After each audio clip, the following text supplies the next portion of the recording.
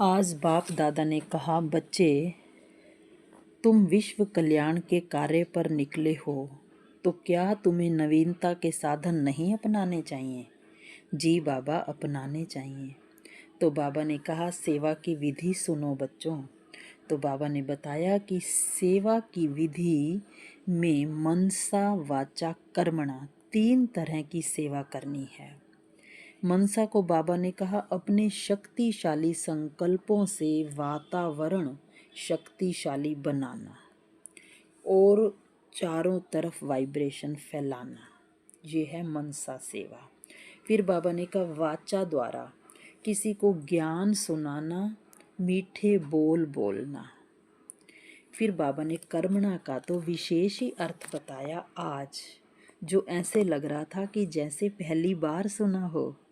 तो बाबा ने बताया, बच्चे, कर्मणा अर्थात स्नेह और सहयोग देना दूसरों को, और दूसरों के प्रति दिल में स्नेह रखना, और प्रैक्टिकल में उनको सहयोग रख देना। प्रैक्टिकल में सहयोग देना ज़रूरत के वक्त, वो किसी भी तरह का सहयोग हो सकता है, वाचा का सहयोग भी हो सकता है, कर्मणा का भी और मनसा का भी। लेकिन दिल में, अपने दिल में उनके लिए सच्चा स्नेह रखना कि ये आत्मा है, मेरा भाई है, पार्ट में इसको ज़रूरत है।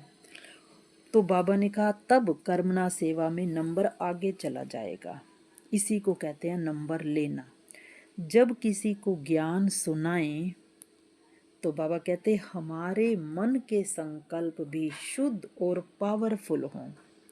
उनके प्रति ये ऐसे है, वैसे हैं, बार बार पूछते हैं, ऐसे वैसे संकल्प नहीं होने चाहिए। शुद्ध और पावरफुल संकल्पों, रिस्पेक्ट और प्यार वाले संकल्पों की, ये भी आत्मा है, इसको सब कुछ आता है। केवल रोल में किसी को सुनाना है, किसी को सुनना है। और हमारे व्यवहार में, उनके प्रति, एक्शन में दूसरों के प्रति स्नेह और सहयोग झलके, उनको रियलाइज हो, फील हो। तो बाबा कहते हैं, ये तीनों सेवा साथ साथ करनी है, तीनों का बैलेंस बनाकर चलना है। तो ये है सेवा की सच्ची सच्ची विधि। मनसा वाचा कर्मणा, तीनों साथ साथ। वाचा कर रहे हैं तो भी स्नेह और सहयोग की भावना से, कर्मणा कर रहे हैं उसी को स्नेह और सहयोग कहा है बाबा ने। ओम